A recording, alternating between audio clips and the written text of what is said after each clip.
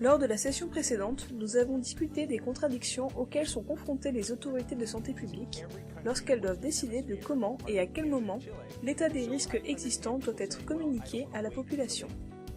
Dans cette session, nous souhaiterions mieux connaître quelles sont les sources d'informations qui vous semblent les plus fiables et pourquoi. Pendant les pandémies et les épidémies, les autorités de santé publique sont confrontées à plusieurs défis. Quand la population est stressée ou anxieuse, elle a tendance à moins accepter la validité des communications issues des autorités. En effet, la population a souvent plus confiance envers les autorités internationales que nationales. Les autorités nationales sont plus perçues comme des organisations politiques qui ont leur propre intérêt que comme des organisations dont l'objectif principal est de protéger les intérêts de la population. Si les individus ont très peu de confiance envers une certaine organisation, il est peu probable qu'ils suivent ses recommandations.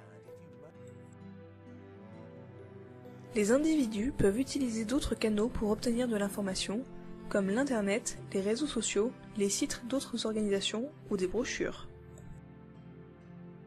Par exemple, pendant la pandémie de grippe porcine H1N1, les autorités publiques devaient faire face aux rumeurs dans les médias et sur l'Internet à propos d'une conspiration entre les gouvernements et l'industrie pharmaceutique. Quand les individus utilisent des sources d'informations en dehors des sites web officiels, il peut être difficile de contrôler les rumeurs. Prendre en considération les informations disponibles sur Internet pose un défi fondamental dans les communications sur les risques de pandémie. Plusieurs autorités de santé publique ont été réticentes à employer Internet et les réseaux sociaux.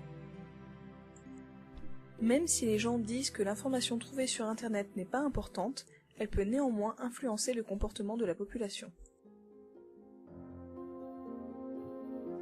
Les autorités de santé publique devraient apprendre à mieux intégrer les réseaux sociaux dans leur communication sur le risque au cours des pandémies ou d'autres crises sanitaires. Cela améliorerait l'efficacité de la communication, surtout si les autorités incluent le public dans le dialogue. Les autorités de santé publique, les experts et les divers groupes au sein de la population peuvent avoir des opinions différentes sur la définition d'un risque, sur l'information à partager et comment celle-ci doit être interprétée.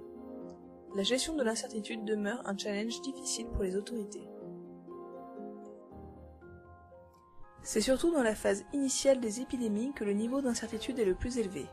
Si les autorités essayent de communiquer sur des faits incertains, elles risquent de perdre la confiance de la population.